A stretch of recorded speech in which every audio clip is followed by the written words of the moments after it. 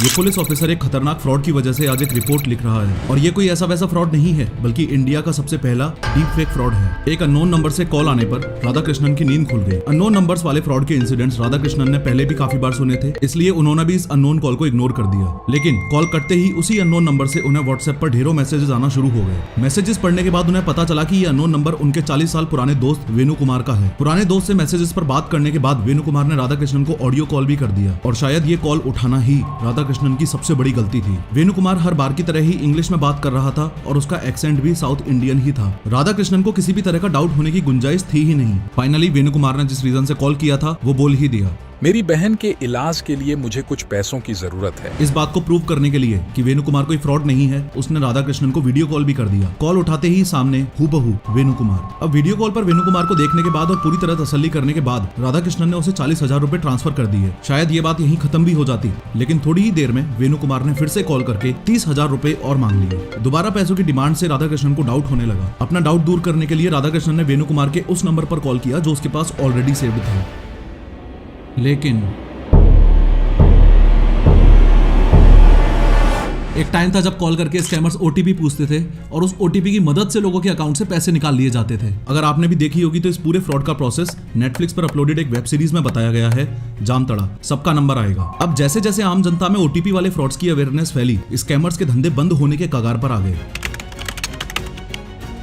लेकिन technological advancement का एक डार्क साइड ये भी है कि इन रोते हुए स्कैमर्स को इस डीप फेक टेक्नोलॉजी ने कंधा दिया। 74 साल के अरविंद शर्मा अपने नए स्मार्टफोन में कुछ सोशल मीडिया एप्स डाउनलोड कर रहे हैं। इनफैक्ट एक फेसबुक प्रोफाइल बनाकर उसे व्हाट्सएप से लिंक भी कर दिया। खैर, अरविंद ये सब सेटिंग कर ही रहे थे कि उनके पास फेसबुक पर एक वीडियो कॉल आया। कॉल उठाते ही अरविंद की आंखें फटी की फटी रह गई। वीडियो कॉल के दूसरी साइड पर एक लड़की थी, वो भी बिना कपड़ों के, एकदम न्यूड। लड़की को देखते ही कुछ ही सेकंड्स में अरविंद ने वो कॉल काट दिया। थोड़ी ही देर बाद अरविंद के व्हाट्सएप पर एक वीडियो कॉल आया, लेकिन इस बार वीडियो कॉल की दूसरी तरफ है उत्तर प्रदेश के famous police officer ADG Prem Prakash. यहाँ सबसे बड़ा कैच ये है कि रियल लाइफ में प्रेम प्रकाश 2022 में ही रिटायर हो चुके थे और ये कॉल भी कुछ और नहीं बल्कि एक डीप फेक कॉल थी। यानी कि अरविंद के सामने जो एडीजी प्रेम प्रकाश थे वो डीप फेक टेक्नोलॉजी से जनरेट किए गए थे। पुलिस को कॉल पर देखकर अरविंद घबरा गए। इवन इस फर्जी डीप फेक वाले प्रेम प्रकाश ने अरविंद पर लड़कियों से सेक्स चैट्स करने का आरोप भी लगाया। साथ ही ये भी कहा कि ताकि उस पर केस ना हो वो पैसे देके इस बात को यहीं खत्म कर दे। खुद की इज्जत बचाने के लिए अरविंद ने कुछ इंस्टॉलमेंट्स में टोटल 74,000 रुपए इस फर्जी प्रेम प्रकाश को ट्रांसफर भी कर दिए। लेकिन प्रेम प्रकाश और पैसे देने के लिए कंटिन्यू फोर्स करने लगा और हर घंटे कॉल करके पैसे मांगने लगा। बात इतनी बढ़ गई कि इस टॉर्चर से बचने के लिए अरविंद ने आत्महत्या तक करने की सोच ली। आर्टिफिशियल इंटेलिजेंस के कारण और उसमें भी डीप फेक के कारण जो एक नया संकट आ रहा है। अगर आपको याद हो तो पिछली साल 2023 में एक्ट्रेस रश्मिका मंदाना का ये वीडियो काफी वायरल गया था। मन में लड्डू फूटने के कारण काफी एक्साइटमेंट में लोगों ने इस वीडियो को बहुत शेयर भी किया था। ये बात भी आपको ऑलरेडी पता लग चुकी होगी कि ये वीडियो फेक है, इनफैक्ट डीप फेक है। अब उस समय काफी लोगों ने इस न्यूज को ये सोचते हुए इग्नोर कर दिया कि अरे इसमें क्या बड़ी बात हो गई, ये तो एक्ट्रेसेस हैं, ये तो वैसे भी ऐसे ही कपड़ों में घूमती हैं। लेकिन सही मायने में इस न्यूज का इतना वायरल जाना अपनी सोसाइटी के लिए बहुत अच्छा हुआ क्योंकि लोगों को एक वार्निंग सिग्नल मिला। वो बात अलग है कि अवेयरनेस ना होने की वजह से लोगों ने इस वार्निंग को इग्नोर कर दिया और जिस वार्निंग की मैं बात कर रहा हूँ उसका मीनिंग ये है कि इस खतरनाक डीप फेक टेक्नोलॉजी की मदद से स्कैमर्स किसी के पापा की शक्ल को क्लोन करके उस बेटे को वीडियो कॉल करके कोई भी अर्जेंसी बताकर लाखों रुपए ट्रांसफर करवा रहे हैं। स्कैमर्स किसी की मम्मी या बहन बनकर उनकी आवाज को क्लोन करके उस बेटे के पास ऑडियो कॉल करके कोई भी अर्जेंसी बताकर लाखों रुपए ट्रांसफर करवा रहे हैं। होपफुली आप समझ पा रहे हो कि डीप फेक टेक्नोलॉजी का मिसयूज सिर्फ रश्मिका मंदाना वाले केस में ही नहीं बल्कि आपके या मेरे साथ किसी बड़े फ्रॉड के केस में भी हो सकता है। आज की इस 3D एनिमेटेड वीडियो में हम समझेंगे कि डीप फेक टेक्नोलॉजी एग्जैक्टली है क्या, आखिर ये काम कैसे करती है और हम सब अपने दोस्तों को और फैमिली मेंबर्स को इस खतरनाक फ्रॉड से कैसे बचा सकते हैं। लेकिन हर बार की तरह शुरू से शुरू करते हैं। डीप फेक एक आर्टिफिशियल इंटेलिजेंस बेस्ड टेक्नोलॉजी है जो दो चीजों से मिलकर बनी है, डीप लर्निंग प्लस फेक। यहाँ फेक का मीनिंग तो हमको ऑलरेडी पता है, यानी किसी भी इमेज, ऑडियो या वीडियो का एक फेक क्लोन या यूं कह लो कि एक नकली कॉपी बनाना। लेकिन इस वीडियो में आगे बढ़ने से पहले इस डीप लर्निंग शब्द का पता होना भी बहुत ज्यादा जरूरी है। आगे बढ़ने से पहले मैं थैंक्स बोलना चाहूंगा इस वीडियो के स्पॉन्सर उडू को। उडू एक ऐसा जबरदस्त प्लेटफॉर्म है जो आपके बिजनेस को नई ऊंचाइयों पर ले जाने में मदद करेगा। यहाँ आप अपने बिजनेस से रिलेटेड हर काम एक ही जगह पर कर सकते हो, जैसे वेबसाइट बनाना, सेल्स बढ़ाना, फाइनेंस संभालना, स्टॉक मैनेज करना, एम्प्लॉयज के काम का ट्रैक रखना, मार्केटिंग करना एक्सेट्रा। उडू एक ऐसा वर्सेटाइल प्लेटफॉर्म है जो सिंपल, तेज और इफेक्टिव तरीके से आपके सारे बिजनेस ऑपरेशंस को संभालता है। बस एक क्लिक में आप कई एप्स यूज कर सकते हो और इनका यूजर इंटरफेस भी इतना लाइटनिंग फास्ट है कि इसमें सारे ऑपरेशंस सिर्फ 90 मिलीसेकंड्स के अंदर ही फिनिश हो जाते हैं। आपकी बिजनेस नीड्स को पूरा करने वाले उडू के सभी एप्स आपस में कनेक्टेड भी हैं। ये आपके मैनुअल टास्क को कम कर देता है ताकि आप अपने बिजनेस बिजनेस के और जरूरी हिस्सों पर फोकस करके एफिशिएंटली काम करके प्रॉफिट कमा सको। सोचो सिर्फ एक क्लिक में आपको आपके बिजनेस का सारा डेटा मिल जाए, वो भी एक ही प्लेटफॉर्म पर, चाहे आप ऑफिस में हो या बाहर हो। ओडू आपके सभी बिजनेस ऑपरेशंस के लिए एक कॉस्ट इफेक्टिव सॉल्यूशन है। और हाँ, जो भी ऐप आप पहले यूज करोगे वो आपके लिए लाइफ टाइम फ्री है। इसके अलावा आप और प्लान्स भी एक्सप्लोर कर सकते हो। मैंने तो इसे अपने वर्क फ्लो में शामिल कर ही लिया है। आप भी ज्वाइन करो 12 मिलियन से भी ज्यादा हैप्पी यूजर्स की इस कम्युनिटी को। अभी जाकर चेक करो ओडू को, लिंक मैंने डिस्क्रिप्शन में दे दिया है। असल में डीप लर्निंग एक प्रोसेस है जिसमें आप कंप्यूटर्स को खुद से सीखना और समझना सिखाते हो। It's like giving a human brain to a computer. जैसे इमेजिन करो आप चाहते हो कि कंप्यूटर्स फ्रूट्स को पहचानना सीख जाएं, तो एक तरीका तो हमारे पास ये है कि हम कंप्यूटर्स को रूल्स बता दें कि देख, अगर गोल होगा तो ये फ्रूट होगा, ऐसा कलर होगा तो वो ये फ्रूट होगा, एक्सेट्रा एक्सेट्रा। लेकिन दूसरा तरीका हमारे पास ये है कि हम उसको अलग अलग फ्रूट्स की हजारों पिक्चर्स दिखाएं। For example apples and bananas की हजारों पिक्चर्स हम कंप्यूटर्स को फीड करें, और एक टाइम ऐसा आएगा जब वो ऑटोमेटिकली एप्पल्स और बनानास के बीच में डिफरेंसेस और सिमिलरिटीज पहचानने लगेगा। और अगर आप ध्यान से समझोगे तो इंसानों के सीखने का प्रोसेस भी यही डीप लर्निंग वाला प्रोसेस तो है। अगर हायरार्की की बात करें तो आपको ये भी पता होना चाहिए कि डीप लर्निंग एक स्पेशलाइज्ड टेक्निक है मशीन लर्निंग के फील्ड के अंदर, और machine learning and deep learning दोनों ही आर्टिफिशियल इंटेलिजेंस की एक ब्रॉडर कैटेगरी में आते हैं। इसी आर्टिफिशियल इंटेलिजेंस या डीप फेक टेक्नोलॉजी के मिसयूज का एक बहुत बड़ा एग्जांपल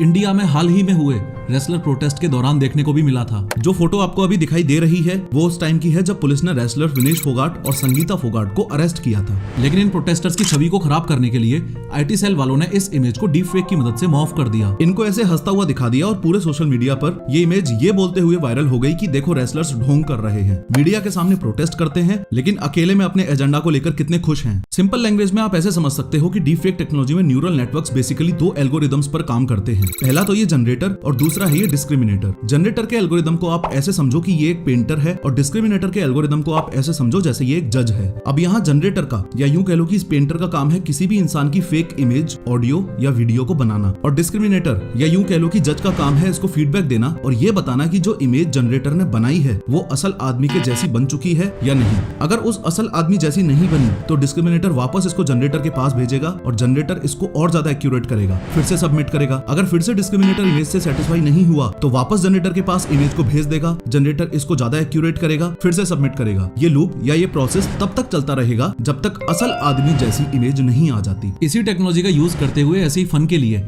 मैंने अपनी इमेज केबीसी के अमिताभ बच्चन की जगह लगाकर देखी। ये देखो, मिलना मिलाना सब बंद हो गया है तो इन्होंने खुद ही ऐसे ही फन के लिए हम सबने स्नैपचैट और इंस्टाग्राम के फिल्टर्स कभी ना कभी यूज किए हैं। डीप फेक टेक्नोलॉजी ने बस इन फिल्टर्स को ही हद से ज्यादा एक्यूरेट कर दिया है, और चिंता की बात यह है कि टेक्नोलॉजिकल एडवांसमेंट के चलते आज से कुछ सालों में ये फिल्टर्स इतने ज्यादा एक्यूरेट हो जाएंगे कि असली और नकली का फर्क पता करना इम्पॉसिबल हो जाएगा। इस वीडियो में आगे हम समझेंगे कि अगर आपके सामने कोई डीप फेक वीडियो आ जाए तो आप उसे कैसे पहचानोगे। लेकिन उससे पहले ये समझो कि साल 2014 में आयन गुडफेलो ने सबसे पहले इस टेक्नोलॉजी को अपने पेपर जनरेटिव एडवर्सरियल नेट्स में जब हाईलाइट किया था, तब इस डीप फेक टेक्नोलॉजी का यूज फन और एंटरटेनमेंट पर्पस के लिए ही हो रहा था। इनफैक्ट डीप फेक की वजह से एडवर्टाइजमेंट इंडस्ट्री में भी बेनिफिट मिलने लगा था। Malaria isn't just any disease, it's the deadliest disease there's ever been. Se dice que ha matado más de la mitad de la población que ha existido. بليون من المتاع المريض به وما زالت تقتل طفلا كل دقيقتين. Mais nous pouvons y mettre fin. Nous savons comment, nous en avons la possibilité. हमें और अधिक कार्रवाई की जरूरत है. जैसा कि आपने इस वीडियो में देखा कि डेविड बेकम अलग अलग लैंग्वेजेस में मलेरिया अवेयरनेस के बारे में बात करते दिख रहे हैं। जब तक डीपफेक टेक्नोलॉजी का यूज फन और एंटरटेनमेंट के लिए होता रहा तब तक ज्यादा चिंता की बात थी ही नहीं। लेकिन सही मायने में इस टेक्नोलॉजी की पॉपुलैरिटी में जंप साल 2017 के बाद ही देखने को मिला, जब एक अननोन रेडिट यूजर ने कुछ हॉलीवुड एक्ट्रेसेस के फेसेस को पॉर्न वीडियोस में लगाकर वेबसाइट पर अपलोड कर दिया। परेशान करने वाली बात यह है कि इंटरनेट पर मौजूद टोटल डीपफेक वीडियोस में से 96% वीडियोस पोर्नोग्राफिक वीडियोस ही हैं, और इसमें भी 99% पॉर्न वीडियोस फीमेल्स की हैं। अब आपको ये भी बता दूं कि 2023 में I state of the deepfake report के अकॉर्डिंग 2019 से 2023 तक डीपफेक पॉर्न में 50% नहीं, 100% नहीं, बल्कि 550% का इंक्रीज हो चुका है। और दुख की बात यह है कि इस डीपफेक पॉर्न के कारोबार में इंडिया वर्ल्ड में 6th नंबर पर आता है। क्लियरली ये स्टैटिस्टिक्स ही हमारे लिए एक बहुत बड़ा वेकअप कॉल है। इनफैक्ट टेलीग्राम जैसे प्लेटफॉर्म्स पर बहुत सारे डीपफेक बोर्ड्स अवेलेबल हैं जो इस टेक्नोलॉजी को और ज्यादा इजी और एक्सेसिबल बना रहे हैं। और एक रिपोर्ट के मुताबिक इन बोर्ड्स के सबसे ज्यादा यूजर्स भी इंडिया में ही मौजूद हैं। मैक्सिमम केसेस में डीपफेक्स बदले की भावना से बनाए जा रहे हैं। जैसे कुछ ही दिन पहले की बात है, आंध्र प्रदेश में एक ऐसा ही शॉकिंग केस हुआ। एक लड़की यूपीएससी की तैयारी करने के लिए जिस कोचिंग में जाती थी, उसी कोचिंग के एक टीचर से उसे प्यार हो गया। लड़की ने टीचर को प्रपोज किया। चूंकि वो टीचर पहले से ही शादीशुदा था, उसने इस लड़की का प्रपोजल ठुकरा दिया। इस रिजेक्शन का बदला लेने के लिए और टीचर को बदनाम करने के लिए लड़की ने उस टीचर के साथ साथ उसकी पूरी फैमिली तक की डीपफेक न्यूड इमेजेस बनाकर सोशल मीडिया पर वायरल कर दी। ऐसा ही एक इंसिडेंट यूएसए के एक स्कूल में भी हुआ, जहां 15 साल के एक लड़के ने अपनी क्लास की सारी फीमेल स्टूडेंट्स की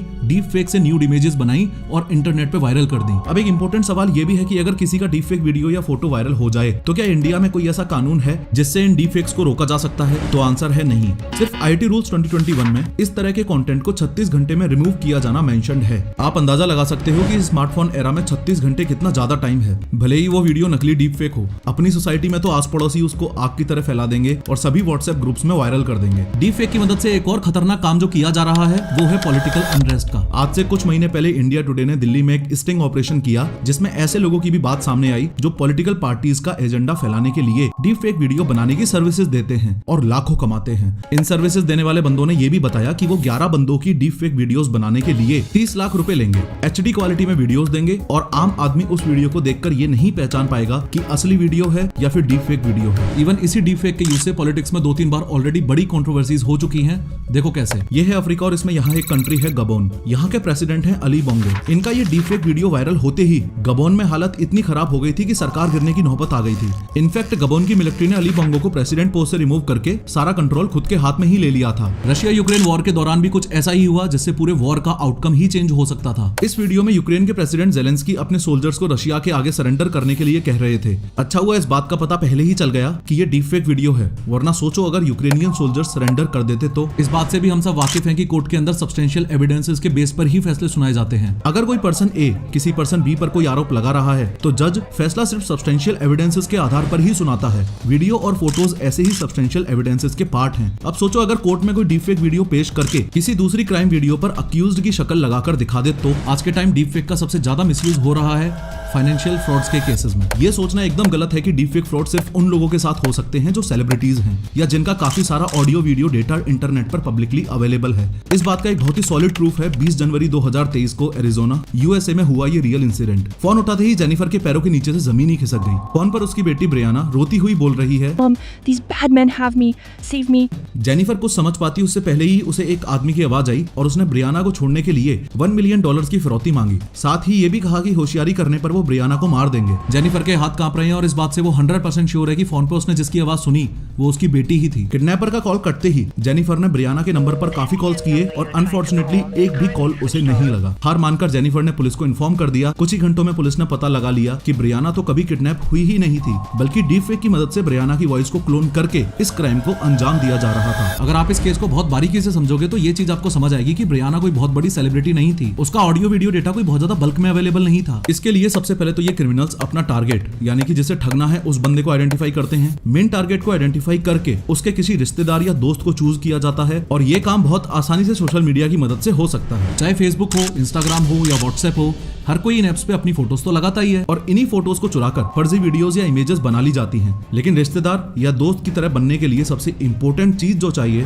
वो है आवाज। इसके लिए टारगेट के उस रिश्तेदार को कॉल करके उसकी आवाज को रिकॉर्ड किया जाता है। यहाँ सबसे बड़ा कैच ये है कि कॉल लंबा हो ऐसा जरूरी नहीं है, कुछ सेकंड्स में भी ये काम हो सकता है। किसी केस में तो ये आवाज भी आपके सोशल मीडिया हैंडल से ही आसानी से मिल जाती है। हांगकांग की एक कंपनी में तो ऑनलाइन वीडियो कॉल की मीटिंग में एक ऐसा फ्रॉड हुआ जो टोटली अनबिलीवेबल है। कंपनी के फाइनेंस डिपार्टमेंट में एक वीडियो कॉन्फ्रेंस चल रही है जिसमें ऑफिस के काफी सारे एम्प्लॉइज मौजूद हैं। वीडियो कॉन्फ्रेंस को हेड कर रहे हैं उस कंपनी के सीएफओ यानी चीफ फाइनेंस ऑफिसर। लेकिन शॉकिंग बात यह है कि इस फाइनेंस वर्कर को छोड़कर इस कॉन्फ्रेंस का हर एम्प्लॉय ही नकली है, यानी कि डीपफेक टेक्नोलॉजी से बना हुआ है और इतना ज्यादा असली दिख रहा है कि इस एम्प्लॉय को एक बार के लिए कोई शक भी नहीं हुआ। और कॉन्फ्रेंस के दौरान ही सीएफओ ने इस एम्प्लॉय से 200 मिलियन हांगकांग डॉलर्स यानी कि करीब 207 करोड़ रुपए अपने अकाउंट में ट्रांसफर करवा लिए। खैर अब डीपफेक बनाना तो बहुत ही आसान काम हो गया है। अब सोच के देखो कि यही फ्रॉड आपके या मेरे साथ हो जाए तो। ये तो आपने देख ही लिया कि ये वीडियोस इतने रियलिस्टिक लगते हैं कि आसानी से तो डिफरेंस पकड़ा जा ही नहीं सकता। तो क्या करें, फिर से नोकिया 1100 यूज करने लग जाएं? ऑब्वियसली नहीं, लेकिन कुछ इंपॉर्टेंट बातों का ध्यान रखकर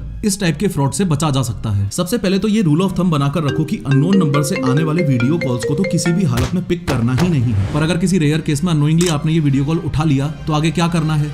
कैसे पहचानोगे कि ये कॉल डीपफेक है या रियल है? कुछ सिंपल बातों पर फोकस करके ये पता लगाया जा सकता है कि वो कॉल असली है या डीपफेक है। पहली चीज जो उसमें चेक करनी है वो है लाइटिंग। डीप फेक वीडियोस में जनरली ऐसी डिम लाइटिंग रखी जाती है ताकि सामने वाले को बेवकूफ बनाया जा सके और उसको बहुत ज्यादा डिटेल्स ना दिखाई दें। दूसरी चीज जिस पर ध्यान देना है वो ये कि कहीं वीडियो कॉल में मौजूद बंदे के फेस के एजेस पर अलग अलग स्किन टोन तो नहीं है। वो जो बोल रहा है और जो उसके मुंह के मूवमेंट्स हो रहे हैं, क्या वो मैच कर रहे हैं? Go to Sona's Telegram channel and write that you are from Ambani Muscat.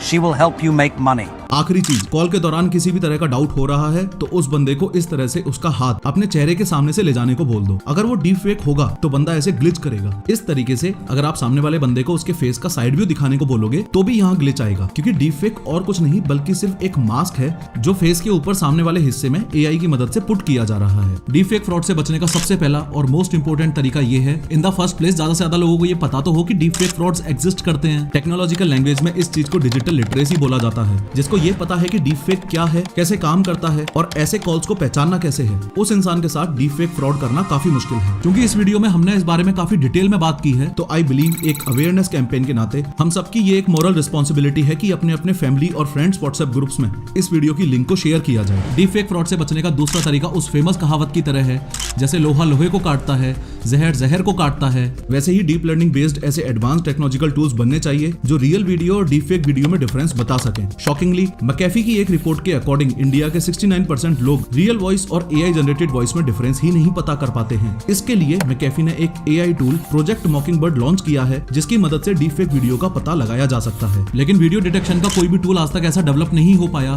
जिसको देख के आप और मेरे जैसे लोग ये पता लगा सकें कि ये डीप फेक वीडियो है। इसलिए लोगों को डीप फेक के खतरों से अवेयर करवाना ही एक इकलौता सॉल्यूशन है। खैर, अपने इस पॉडकास्ट में मैंने डिटेल में आर्टिफिशियल इंटेलिजेंस के क्रेजी फ्यूचर और डिसएडवांटेजेस की बात की है, जरूर देखना।